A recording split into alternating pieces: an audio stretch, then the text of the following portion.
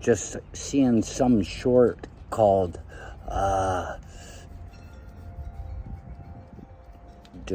Devised Excuses or something like that, where I talked about the benefits of being not only a veteran, but of being an alcoholic too. And I'm like, look at all the glory. I'm sick of the pain and the glory. Okay, so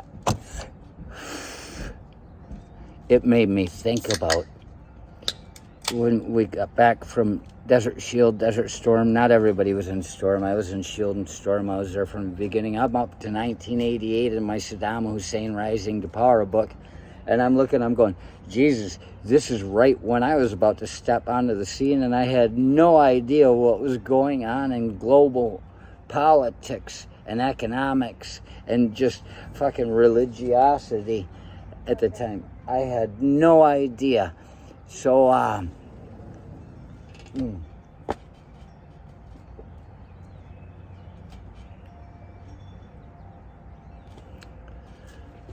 when we got back, they kept sending flyers, pamphlets, surveys I'm supposed to conduct. I'm supposed to answer all the questions, what kind of symptoms I'm having because of the Gulf War syndrome that they're talking about.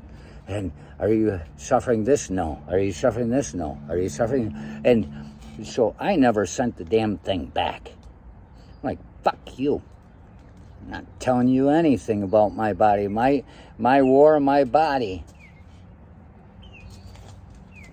And then I ended up in a class with some woman that was on the national board for this damn survey talking about it. And she says, has anybody heard of this?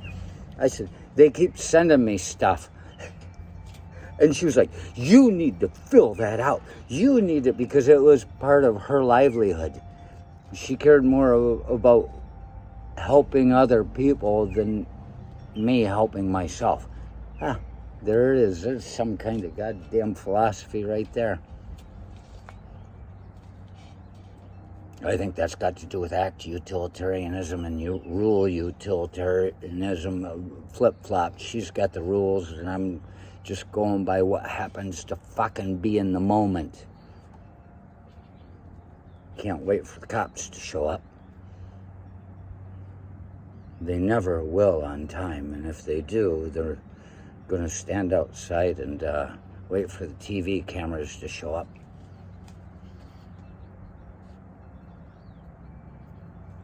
I want to make this clear right now. I say things like that. Yeah, it's what I've seen. And I see people that talk really, really nice and everything, and because it will do them well. They don't want to lose that base.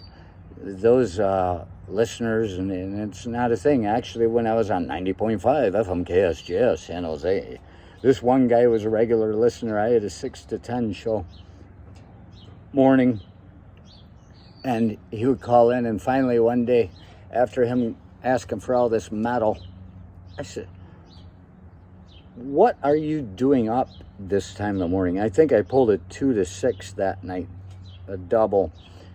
It was like 4:30, and he says, well, he said, I didn't really want to tell you this, but I'm one of San Jose's finest. And I said, you're a cop? And he said, yeah. And I said, ooh, I don't know if you should be listening to this show. And he said, no, I agree with a lot of what you say. And I'm like, and that's excellent. That's a good way to put it. You don't have to agree with every goddamn thing. But I like to imagine that as he's pulling people over for whatever the hell they're doing, or just driving down the road chasing a dude in the dark on the east side, wherever it might be, that he's got my show blaring over the fucking speakers going, yeah, yeah, yeah. Sasquatch, you know, that'll fucking blow somebody's mind if there's a cop car coming at you playing this shit. You have to run the fastest you've ever run in your life, because there's a pretty good chance you're not walking away. But yeah, I'll say it, whatever it is. The point is, so this woman's, you have to do that. You have to fill it out. You have to fill it out. And I said, no.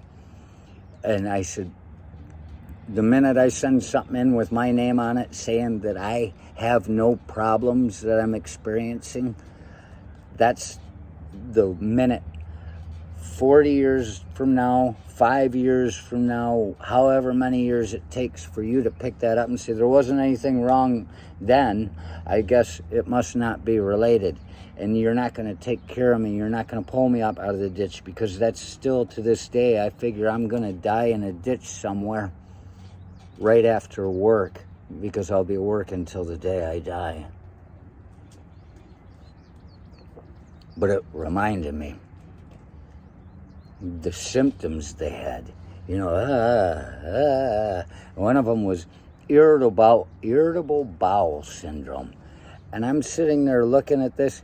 I'm thinking, you people are so full of shit saying you got Gulf War syndrome because, oh yeah, one of them was that the semen from the men that was in the Gulf and exposed to these things. And I was in the chemical warfare regions where we were blowing shit up. And there was some detected by a Fox vehicle.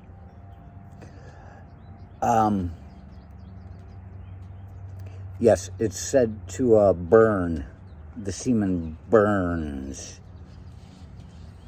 Why wouldn't it? I was born of fire. But that whole damn irritable bowel syndrome, I'm like, no. You know, of course you're going to be experiencing this. I mean, everybody in the military is an alcoholic lush. I mean, look, even if you don't drink, you will. I'm acting like that's totally true, but really it's not. There are some people that are assholes and they just have heart attacks when they're 32 because they don't know how to relieve the stress, like the Bible says in Proverbs. It says, if the weight of the world is upon you, drink and forget your problems. These fuckers that don't drink end up, they don't know how to blow the carbon out of their fucking system. They don't have irritable bowel syndrome because they got exposed to something over there. It's what we've been exposed to from the very first chance we get. They put an age limit to make us wish for it. You know, birthday, 5 years old, make a wish. I wish I were 22 so I could drink with my dad. That didn't happen, but that would have been a good one. No, you're drinking, feel like you're going to shit your pants all the time. Really, the best advice I can give you that you will not get from the VA is try some other beers.